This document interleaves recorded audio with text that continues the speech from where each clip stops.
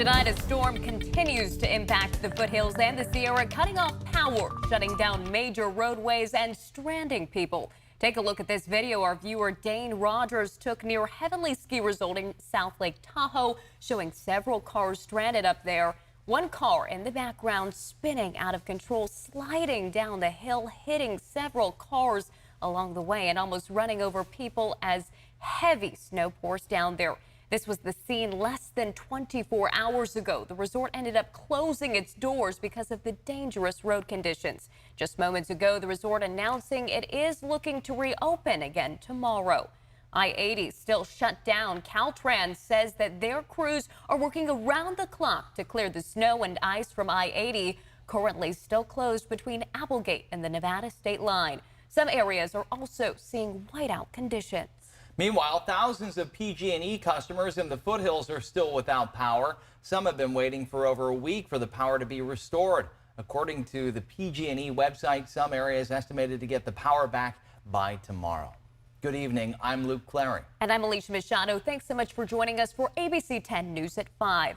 The series of storms hitting the region are having a big impact on Placer and Nevada counties. Thousands of residents still without power and digging themselves out before the next storm arrives. And some people say that they are prepared and they can deal with it themselves, but there are elderly and disabled people as well who may have a harder time with it. ABC 10's Roxanne Elias shares why residents are asking for more resources. We're right off of Pittsburgh's road where PG&E crews are actively working to restore power right now for the hundreds of people who have been without it for days. In Nevada City, several feet of snow are covering everything from the roads to mailboxes to trees surrounding power lines. Snow just kept building and this tree just kept leaning more and more. And then eventually it gave way and the power lines were holding it up. John Irons was at his mother's house on Pittsburgh Road when this large tree brought down the power lines right in front of the home. He says they lost power for 3 to 4 days and about 12 trees altogether. Mom was definitely scared, you know. Every time a tree fell, it was like a gunshot went off and then just a big old crash and snow everywhere. So Placer County is currently under a state of emergency. But Callie Janest, who lives in Dutch Flat, questions why officials have yet to add El Dorado County to that list. She's worried about her grandparents who live in Volcanoville. They are experiencing no power, no water.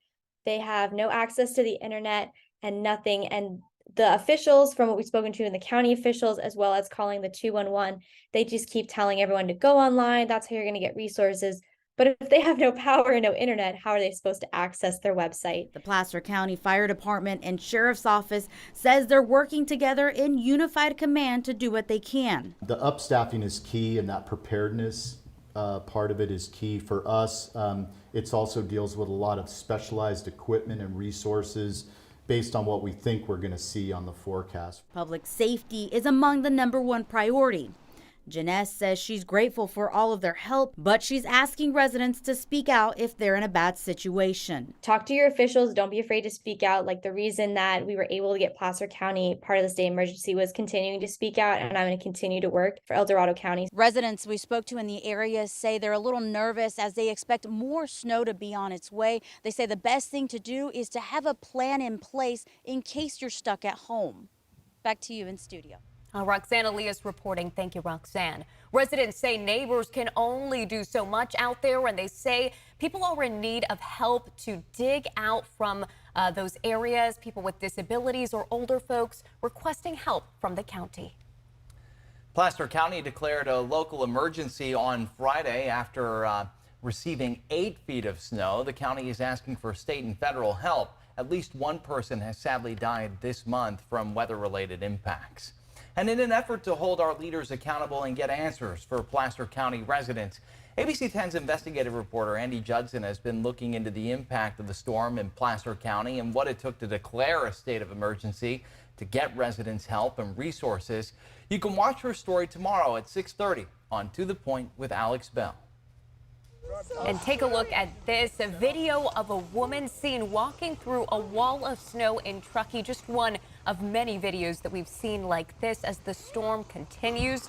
Meanwhile, a much different story out in the valley. Here's a look at the Land Park area as the sun shines down. People getting out to enjoy a little pond there and a walk with their family members as they look at the sun. Well, let's head over to Chief Meteorologist Monica Woods. A lot to track. Yeah, oh, that was so sweet, that live picture out at Lamb Park. You can see the winter storm warning continuing through tomorrow afternoon. Snow levels periodically down to 1,500 feet. We're still looking at very gusty winds in the Sierra as well. Have a few thunderstorms popping up at this hour. You can see just off to the east of the valley, this line south of Highway 50 approaching and just exiting Rancho Murrieta. Wallace getting in on some of those bands of rain as we move a little bit farther to the south, Farmington, Oakdale, and Modesto in just an isolated cell right there. Higher up in the high country, we continue to see periods of snow and shutdowns of those major interstates and highways, and that's because we just don't have time enough to clear. North of Highway 50, still looking at areas of snow all the way through Portola and Quincy, and some spotty snow showers in the Mother Lode all the way through parts of the Central Sierra. And that's how things will continue tonight, again, with that winter storm warning in effect through tomorrow afternoon. Temperatures right now near 50 in the valley, 30s and 40s throughout the foothills, and right about 20 for the Sierra. Your bus stop forecast. Get those umbrellas ready and keep them handy throughout the day. Going to need them out the door and heading home, as well as our bands of rain continue on and off in our forecast for the morning commute and through the afternoon as well, with a lot more in store this week, guys. All right, thank you, Monica. A lot to keep our eyes on. And the incoming storms could be disastrous for those who live on the streets. Think tents damaged by high winds, entire encampments flooded by the heavy downpours. I spoke with a local church group answering the call for help with a donation drive.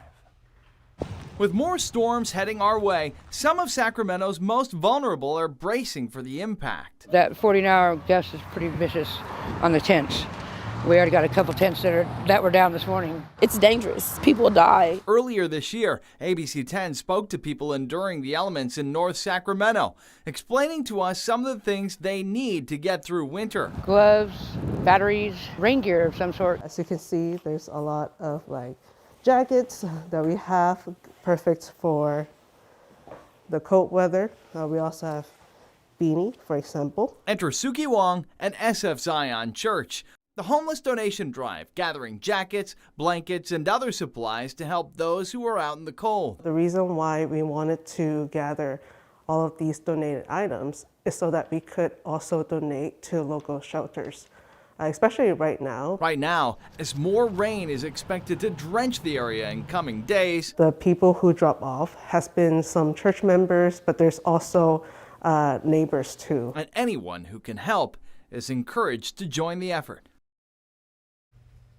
And you can find the latest information on weather, road, and school closures, breaking news, and more on our website, abc10.com, and on our free app, the ABC 10 app. You can also use that to upload your photos and videos, which you might just see right here on the air.